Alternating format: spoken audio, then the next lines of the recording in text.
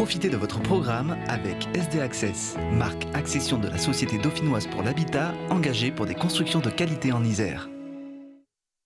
Prenez soin de votre santé et de l'environnement avec Medialp, vente et location de matériel de confort médical. Profitez de votre programme avec Grenoble-Alpes Métropole, la métropole qui s'engage pour l'environnement.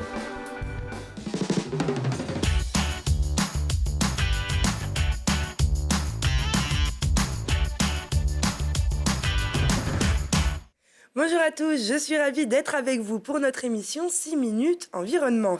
Et on commence avec Grenoble qui remporte la seconde place des villes les plus éco-responsables de France, derrière Bordeaux et devant Lyon, selon un classement basé sur les données récoltées par les applications Le Bon Coin, Blablacar et Too Good To Go.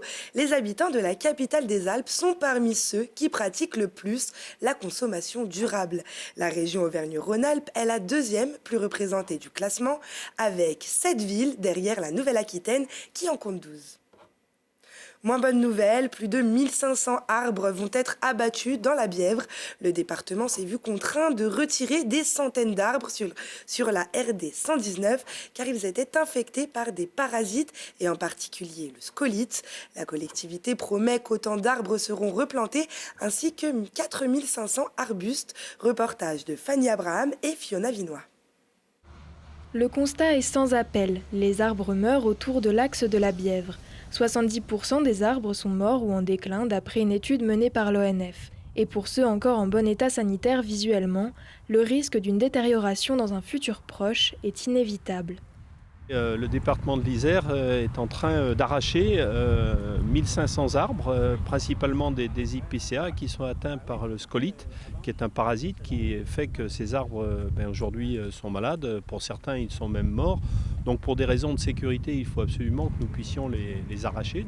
La nécessité d'abattre ces arbres s'inscrit dans une démarche de sécurité importante, quand on sait que les premières alertes ont été lancées à la suite d'accidents matériels causés par la chute de plusieurs arbres, même si des premiers indices plus discrets peuvent être observés. Donc les premiers signes, justement, c'est des coulures de sève, puisque la sève tente de remonter, il y a un trou, et donc ça sort le long du tronc, et il y a des écoulements. On est en présence d'épicéas. L'épicéa, c'est une espèce qui a besoin de beaucoup d'eau, dont on observe des mortalités assez massives à l'échelle du territoire français et notamment en montagne. Et donc si en montagne il est normalement adapté, mais donc là on a moins d'eau, ici il y en a encore moins qui tombent et donc du coup ils sont d'autant plus sensibles. Pour autant, la solution pour une biodiversité variée et efficace n'est pas seulement d'arracher ces épicéas malades. Le projet, établi sur une progression de 3 ans, prévoit une première année dédiée à la coupe des épicéas et de quelques arbres invasifs, suivie d'une plantation en fin d'année sur les giratoires qui s'étendra sur l'axe les années suivantes. En contrepartie, bien évidemment, on va nettoyer les terrains et on va replanter 1500 arbres avec des espèces adaptées aux conditions de sécurité de la route, adaptées aussi au changement climatique et permettre une réelle biodiversité tout au long de cet axe. En plus de ces 1500 arbres, eh bien, nous replanterons également 4500 arbustes sur les ronds-points, toujours dans le même but, eh bien, d'améliorer la biodiversité tout au long de cette plaine de Bièvre. Il faudra savoir patienter et accepter cette absence de verdure qui ne fait qu'annoncer un futur prometteur pour la biodiversité de la plaine et la sécurité des usagers. Dans ce vaste plan d'abattage, le chantier va se poursuivre sur 3 secteurs distincts. Il sera d'une longueur cumulée de 2 km. C'est une première dans la région Auvergne-Rhône-Alpes. À Pont-de-Claix, des élèves de 11 à 14 ans se réunissent tout au long de cette année scolaire autour d'une convention citoyenne des jeunes pour le climat. Le projet propose aux collégiens de Nelson Mandela de réfléchir aux moyens de réduire les émissions de gaz à effet de serre. Et ils étaient justement à l'Alpe du Grand-Serre pendant les vacances pour un temps de découverte d'une activité de chien de traîneau, sans neige, mais avec Mirko Pesci.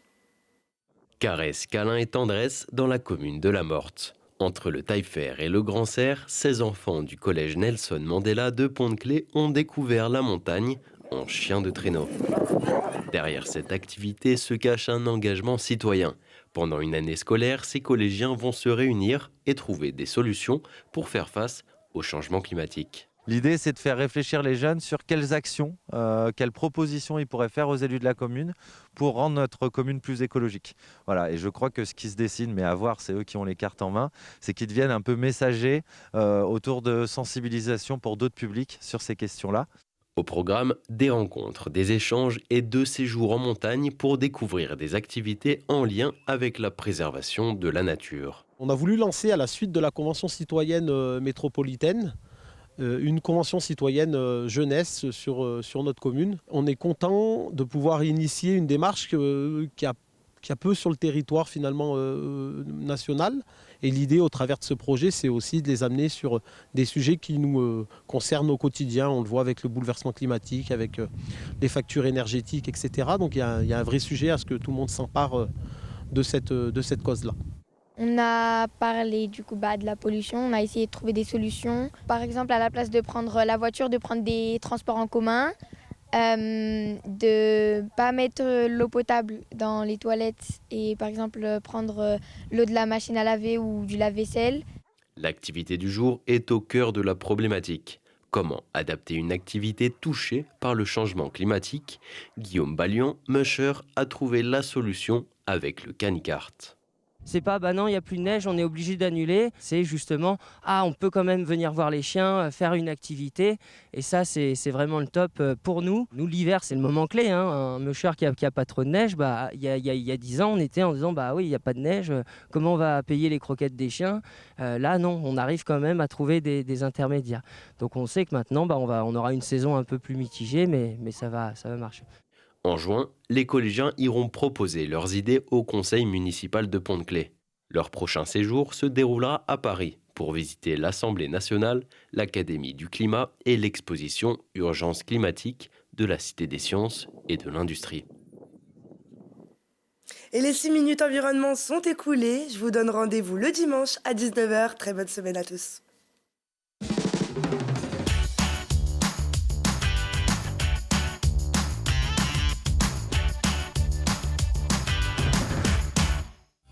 Vous avez profité de votre programme avec Grenoble-Alpes Métropole, la métropole qui s'engage pour l'environnement.